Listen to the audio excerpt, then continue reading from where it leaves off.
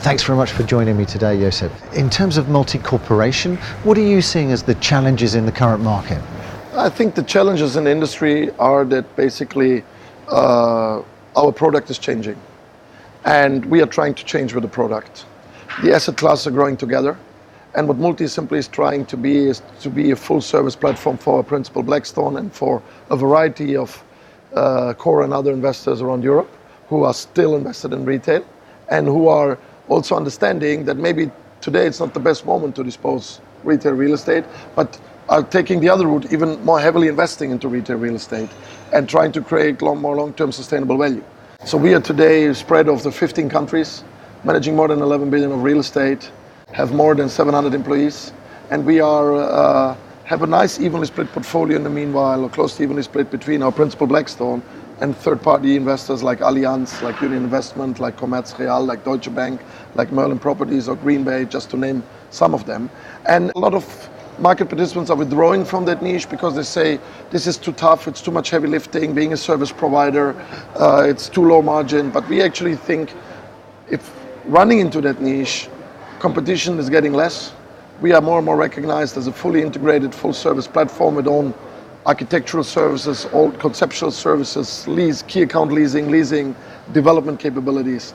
And we simply want to provide that service because simply providing that service keeps you sharp and vibrant and makes you attractive for young talent, because people perceive us, I cannot force young people to stay with us like for 5 to 10 years, but what people perceive us in the meanwhile is as a great academy and a vibrant academy for learning the business with blue chip investors, and then or move somewhere else on or develop a further career with us. And this concept is working very well. Personally, for me and my management team, it's giving us great fun.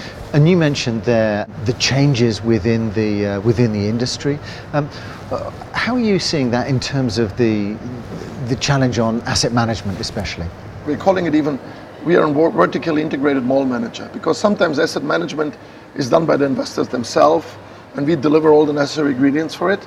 But what we are doing, we are really doing the heavy lifting. And what is currently happening is we see a renaissance of community services coming back to malls. We see extreme increase of an F&B. We see a change that centers regarding brands are less aspirational, but less aspirational brands look more aspirational. So the expanding retailers today in shopping centers are the people who are selling nicely tailored trousers for, let's say, 15 euros. So it makes no sense to market this through the internet. So these brands even have internet presences, but you can't buy on the internet. But they need physical space. They need to push through merchandise. And I think the future will be that you will have less concentration of retail. So it's not the bigger is beautiful is not anymore the case. So the centers can be, if they're in the right density of housing, they can be 20, 30,000 GLA, but they will have other usages. They will have public libraries, postal services coming back. We have in Poland dancing schools where as a real business, where parents leave the kids for dancing classes while they go shopping.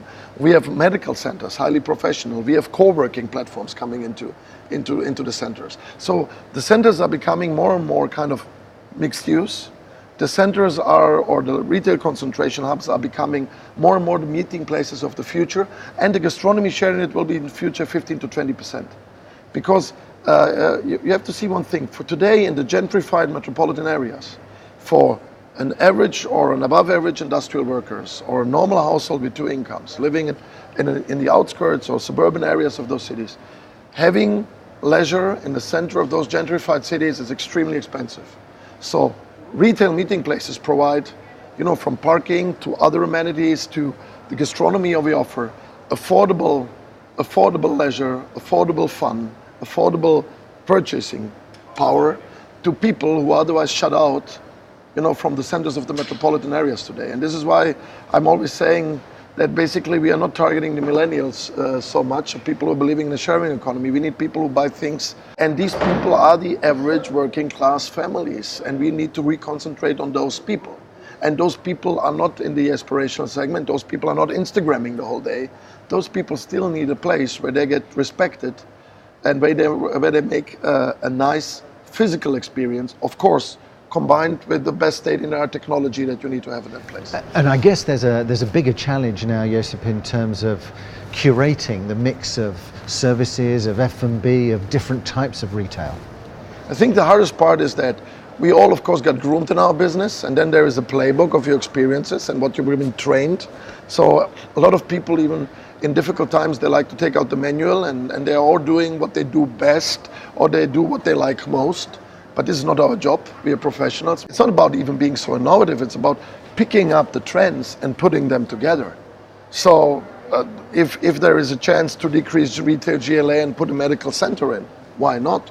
If there is a chance getting in Slovakia state postal services together with banking services from the post in, because it's a desired location for people coming from 10 kilometers around, because they need the postal service and they need a hub for it. Of course we do it. So you just have to think outside of the box, and you need to reinvent our business to a certain extent. So I don't call it a crisis or something. I call it simply, it's a big reshuffle. And this reshuffle will have an interesting result, and we will be very, very interesting as a target asset class also again in the future. But the problem is we will look much more different, and it will not be the same like it was before. This would be delusional to think. But you see that the separation lines between the asset classes get blurry. For example, where is the distinction in future between warehousing, pure warehousing, and retail warehousing? So you're becoming part of an overall logistic chain. And in the retail world, the winners are not the pure online providers. The winners are the ones who play clicks and bricks the best, both ways. And we have to find our part in this logistic chain, basically. Thanks very much for sharing your views with us today, Josip. Thank you. Thank you so much, Richard.